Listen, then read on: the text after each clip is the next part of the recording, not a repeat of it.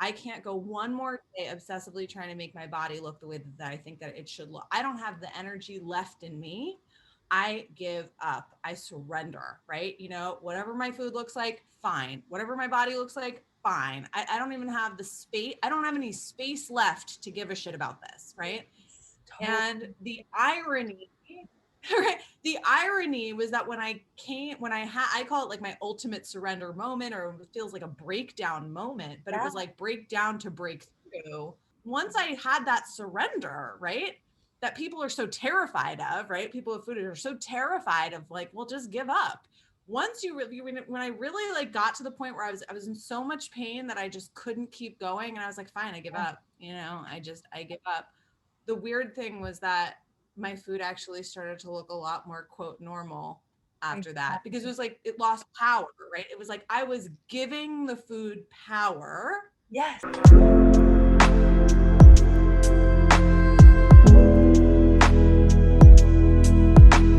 So welcome to the Tea On, where we sip tea and we talk about things, preferably things that matter.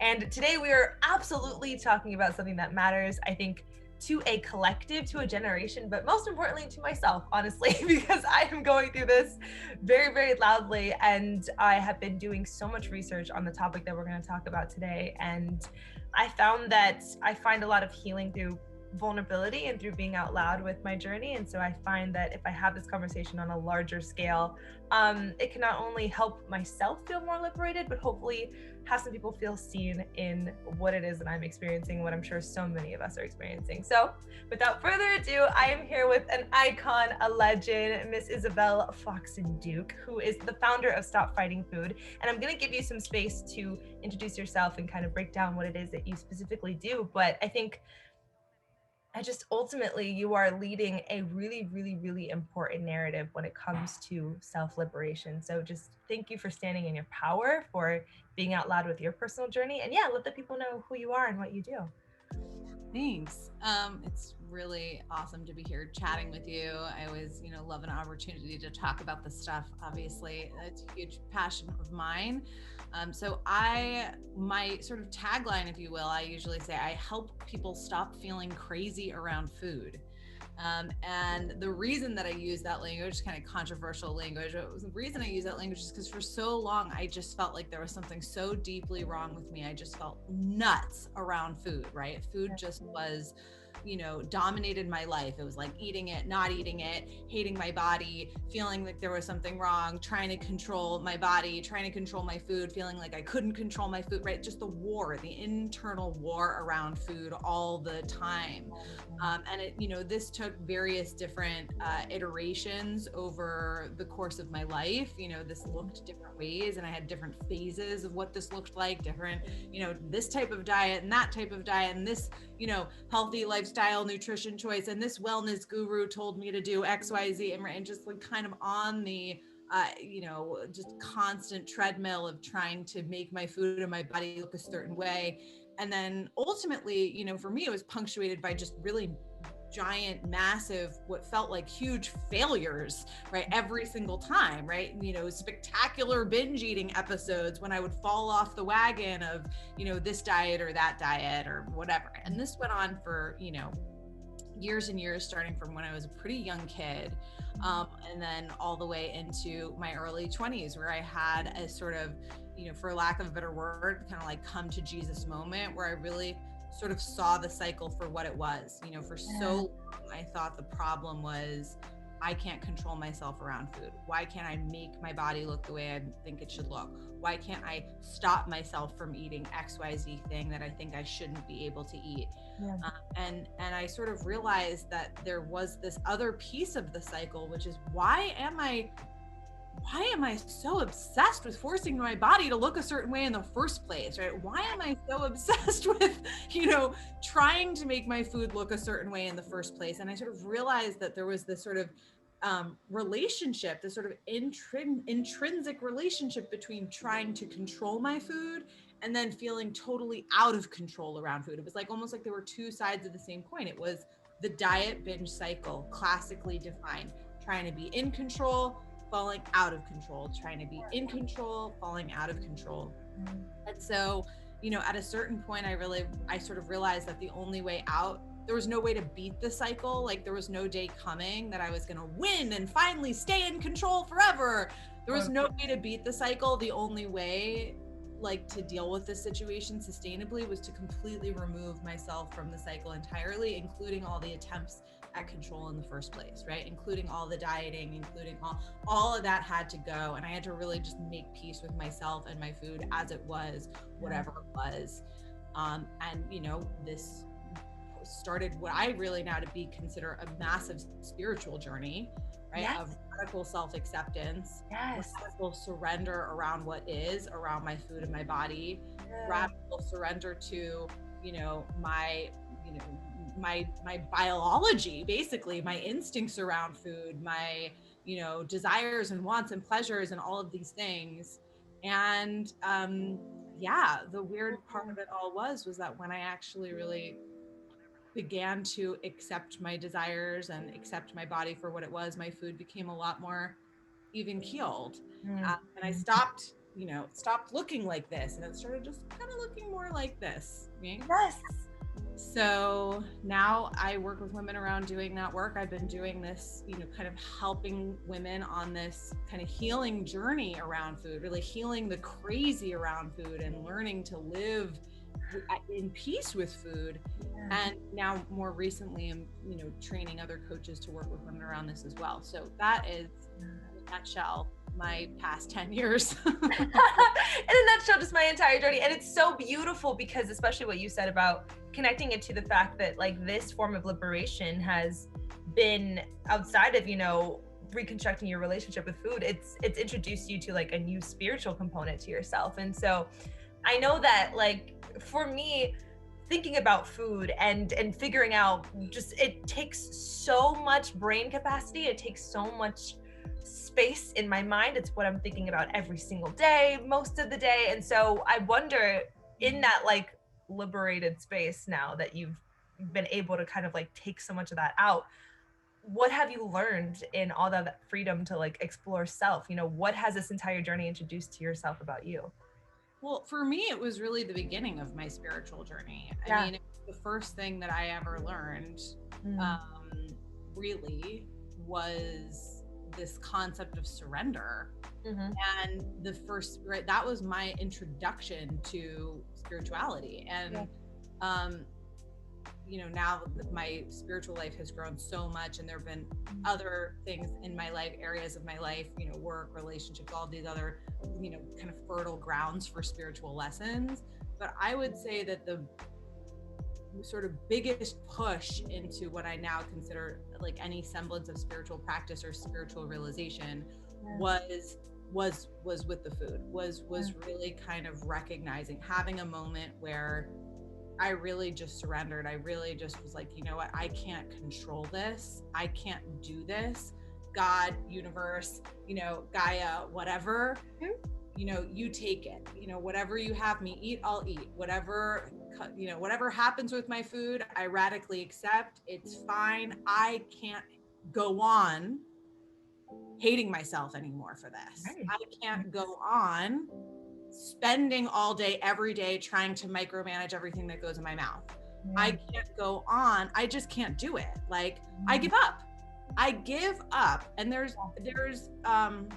like a real sense in our culture that, like, giving up is a bad thing, because we live in this, like, meritocratic, like, work hard, like, you get what you earn, way, a culture, which by the way, not every culture is like that. That is culture. That is super cultural. It is a Western cultural, capitalistic cultural idea. And I feel like I'm really healing from that, right? We're healing from the "you can do it," mentality, which has a real toxic edge to it, a real toxic side to it. All that "you can do it" has a real toxic side. And so I got to a point with food where I was like, I can't do it. I cannot do it. I can't go one more day obsessively trying to make my food look the way that I think that it should look. Yeah. I can't go one more day obsessively trying to make my body look the way that I think that it should look. I don't have the energy left in me. I give up. I surrender, right? Whatever my food looks like, fine. Whatever my body looks like, fine. I don't even have the space. I don't have any space left to give a shit about this, right? And the irony, right? The irony was that when I call it like my ultimate surrender moment, or it feels like a breakdown moment, but it was like breakdown to break through. When I really let go of trying to make my food trying to get it right. And I was just like, whatever it is, it's fine. If I eat a bunch of brownies, fine. If I gain weight, fine. You know, when I really let go, weirdly, food became just less of a big deal. It's like, you know, when people say like, oh, well, it's just food. Like what's wrong with you? Like, it's just food. I used to get so upset when people would say, relax, it's just food. Who cares? Because I would be like, you don't understand. It's actual hell. I have an eating disorder. You don't understand my pain. Right. Yeah. And now it's like, once I had that surrender, right, that people are so terrified of, right? People with food are so terrified of, like, well, just give up. Once when I really like got to the point where I was in so much pain that I just couldn't keep going, and I was like, fine, I give up. You know, I give up. The weird thing was that my food actually started to look a lot more, quote, normal after that, because it was like, it lost power, right? It was like, I was giving the food power. Yes. My whole life, I thinking it was really important and a really urgent thing that needed to get fixed. And if this doesn't get fixed, all hell's gonna break loose, right? Like, I gave it all of that power. I gave food all that power by calling it so important and thinking it was so important. And when I was able to just be like, you know what, I can't live like that anymore. Fuck it. You know, if I eat all the brownies, fine. If I gain my fat, you know, I surrender. If what it is, what it is. It was like food didn't have as much power over me by definition. It was just food. All of this, it was just food. Oh, yeah, literally. And, right. You know, I mean, and you return that power back to yourself. I feel like that's probably like, and I would assume just there's so many lessons that are probably derivative of this experience. And I feel like surrendering and rebuilding your relationship with control is probably like at the forefront of that. And even what you mentioned about sort of like how sort of like this radical self-acceptance has really challenged this like patriarchal and capitalistic way of existing, is just, I think, like such important nectar to take from this, especially because there always has to be some sort of underlying reason to where we got to this point. And so I'm curious to know your perspective of like, when, you know, all human beings, but particularly women, when they find themselves in the state of like crazy with food, what would you say is typically like the source of that relationship? Is it like our capitalistic upbringing? Is it social media? Where would you say it derives from? It's a real like perfect storm. Like it's a real like confluence of events, in the sense of like, so on the one hand, you have fat phobia, right? You have like rampant status symboling on the basis of size, which is itself rooted in all sorts of other, you know, different types of, you know, marginalization, whether it be classism, racism, sexism. Those are sort of like the big three that fat phobia tends to be rooted in. So our cultural obsession with thinness and our cultural villainization of fatness, you can pretty much like boil them down to like having very strong roots in sexism, classism, and racism. And it's sort of like a jumbled up mix between those three, and those three things are all interrelated too, right? I mean, it's all big jambalaya of crap. Yes. So then, yes, we have that whole sort of cultural reality, right? Right. And then I call it sort of like social factors that dictate body image and dictate, you know, a person's, you know, it's like the first time you ever go on a diet, like the very first diet you ever go on probably is because of those things, right? That's probably the very initial trigger that like, you know, encourages somebody to go on a diet is I want the status, I want the social cookies that come with thinness versus fatness, right? Or I want to avoid the social stigma of fatness. Right. What ends up happening though is it quickly becomes psychological, right? It quickly starts to like integrate with all these other kind of individual psychological factors, because if I can control, there's this idea that I'm in control of my weight, that I can, you know, choose what I want to eat, that I'm not going to binge, and that it really is just up to me to just stick to, which is not totally biologically true. But there's this idea, there's this myth that I can make my body look a certain way if I try hard enough, right? That I can, earn my way into the status symbol of thinness. And Right. that by doing that, I can get love and acceptance Right. and all these things that if you are a person who has any wounding around that from Right. childhood, which most of us do, right? Absolutely. That can get addictive really fast, right? Yeah. That can become compulsive, that need, right? That sense of like, if you have any lovability wounds and somebody said, oh, well, just like don't eat this and eat that instead, and you'll get all the love and respect in the world, right? Trigger. That's like a perfect storm. And I think that there's a lot of the problem, of course, is that it's not that simple, right? Like we're not really in control of our bodies. Like we're animals, like I can't just starve myself. And if I do, I'm facing other problems, right? Yes. Like it's this, we're kind of caught between this idea that, I can effectively earn love, acceptance, respect, all of these things through eating a certain way. And we're told that that's we're encouraged to do that by society. The realities of that being harmful and actually not a healthy thing to do, and actually really dangerous, both emotionally and physically, something that we don't really talk about socially, right? And so, all these women are really struggling out there because they're engaging in this really unhealthy, kind of relationship with food and their bodies, but no one's really calling it out and being like, yeah, like it's there's nothing wrong with you, you're not like specially wrong that you can't figure this out. Like we're actually, as animals, not supposed to starve ourselves into thinness. We're supposed to be body diverse and look different from one another. And our genetics play a huge role in this whole thing. And so there's various factors involved, but I always think of it as sort of like this, there's like the intersection of the social triggers, like the social realities of fat phobia, all the things that's connected to, and then it kind of intersects with the psychological, because we're told that, oh, well, this is something I can change. I can get the lovability cookies. I can get the cookies if I just don't eat this, or eat that instead, or whatever, when that's not really biologically accurate or true. I mean, the whole reason why thin is a status symbol in the first place is because by definition it's hard to attain. Exactly. And isn't that something? Oh my gosh. And so it's funny because I as I reflect on this, I realize that, like, especially relative to my experience, I didn't even know really that I had an issue, because I think it's been so normalized to continually sort of forfeit your life to achieve a state of thinness, and to have this like very rigid relationship with food. And so for instance, it wasn't until I like somehow discovered orthorexia, which is this like idea of being really obsessed with clean eating, that I realized, like, oh, like clean eating is maybe like something that is actually working against me. Yeah, exactly. And so I bring this up to ask, there may be many people like listening to this who don't even realize that they're in an unhealthy place with food. And so what are some like things that they can look for in terms of like their personal dynamics with food that could be like indicative of that?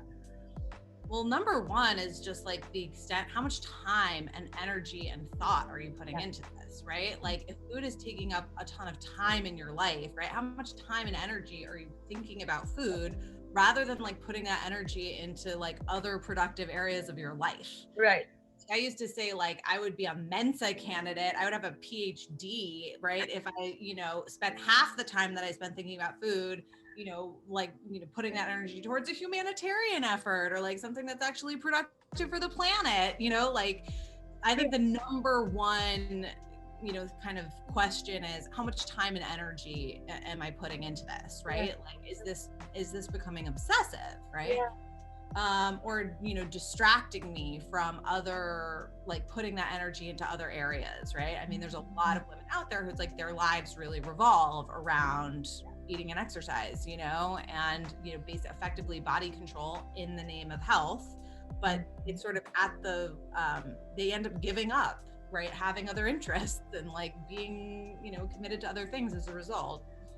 The other kind of red flag is, to what extent, how fearful are you of food, right? To the extent that it actually limits your life, right? So like, healthy eating should expand your life and make your life bigger and make your life better. But if you're so obsessed with quote unquote healthy eating that like you can't go to dinner with your friends, or you feel like you can't eat anything on the menu, or you're, you have to like bring like Tupperware to the, whatever, that's another red flag. It's like now your definition of health is actually making your life smaller, not bigger, right? So like there's that like sort of line there, like, is this making my life bigger, or is this making my life smaller? I would say another really like classic one, the one that most people come to me for, is because of all the feelings of failure and like shame and self-loathing when they can't quote stick to the healthy eating plan, or when they fall off the wagon, which most people at a certain point will come to, right? The vast majority of folks eventually will fall off this wagon, and because of the cultural narratives that they've internalized, will feel shame, will feel guilt, will feel there's something wrong with them, self-loathing. I mean, I think that's the biggest one is, when you're not eating quote unquote healthfully, how do you feel about yourself, right? If you feel badly about yourself, that's a red flag. I think that's the most common one. The most common reason why people come to my work is because they are, falling into binge eating patterns, falling off the wagon, they can't stick to it, and the shame and the pain and the, self-loathing that they feel at the hands of that is so intense. And they of course usually think that the answer is, wait, no, please teach me how to stick to my diet. Please teach me how to not fall off the wagon again. And again, it's that sort of you want to remove the wagon. Yeah.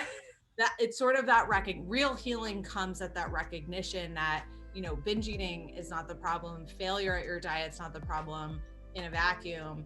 The diet and the failure at the diet kind of go hand in hand. Yeah. So, and a lot of people are very resistant. I think that's where people really resist this healing work, because they're not ready to really look at that. They really just want somebody who's going to teach them how to control their food and their weight without failing, without falling off, without having, what I call the flip side of the coin. Yes. And so that's, I think, really where the rubber meets the road in terms of like people who are ready to heal and people who, are really going to, kind of stay stuck for a while, is this people, they know that they're in pain, but they're still holding out hope for like the diet that's going to save them. When statistically speaking, that diet doesn't exist. And you know what? That's so funny, because that was exactly what I was going to ask you, because I think that a lot of people sort of recognize like, oh, I am in a, unhealthy space with food. And they will mask that in approaching like intuitive eating or like pleasure eating. And I'm like, I reflect on that and I'm like, it's almost as if it's like the same beast, but like cloaked and something different, right? It's another form of control. So like, because I just watched the way like intuitive eating has expanded, and I'm like, that almost seems just as difficult. So what actually is like, like a diet? I call it the hunger and fullness diet, like, when people kind of use intuitive eating as a way they make a wagon of it, right? They make they use it as like a diet. They use it as a way of, okay, this is how I should be eating, or these are the rules that I should be sticking to. And then if I can't do it, oh God, I ate past full, or I ate when I wasn't hungry, or right, then they fell off the wagon, right? And it's the same thing. Now, I will say intuitive eating is not meant to be used this way, right? This is not the intention of intuitive eating. The intention of intuitive eating is to help people like, get off of dieting and actually recognize like you have a body that needs things. If you're denying yourself of your body of things that it needs, you're hurting yourself, really. Absolutely. But unfortunately, I think there's a lot of like people using intuitive eating in a diety way, and that's not just, that's professionals and clients alike, and it's unfortunate because it doesn't work, and sort of give intuitive eating a bad name because it's used the wrong way. Exactly. I think when we begin to put rules and regulations on something, that's when it becomes harmful. And I think intuitive eating like innately and intrinsically is supposed to be like the liberation of rules and regulations. So I think coming back to that, and so that bleeds into this next question, which is that like, if you're someone who has found yourself in a space where you're like, okay, I really do want to sort of self-liberate and live this life of freedom with food, what would be sort of like that first step towards that? If they're So for me, they're the two first steps is like number one, really staying connected to the reasons why I like how trying to control my food and my body has harmed me. Right. And really like connecting into, you know, again, it's like that surrender moment, like really like connecting to, you know, why being a hamster on this hamster wheel, trying to get it right, trying to get my food right, trying to like get my body right, trying to make it go my way. How has that way of relating to food harmed me? Right. And how does that not work for me? That's sort of step one. It's almost like, you know, in a 12-step program, when they say like the first step is just admitting and understanding what the problem is, you know? Yeah. Really getting how this need to make my food right and to control my food and to control my body, really getting how the pain that that's brought me and how that's harmed me and how that's hurt me. That's step one. You know, I think beyond that, the next step is really recognizing, radically accepting where I can't do that, right? Where like that's, you know, I accept the fact that, you know, I'm not a robot. I'm not a machine. Sometimes I'm gonna eat M&Ms or whatever, you know, like sometimes it's like not gonna go my way. Sometimes it's go the way life has it go, right? Like I'm not, there's this mythology that I'm in control of what I put in my mouth.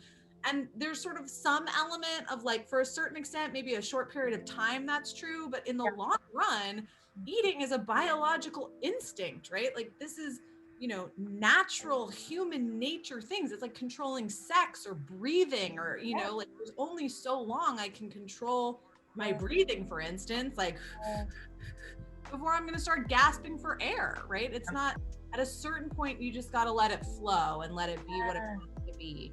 And I mean, isn't that a metaphor for life?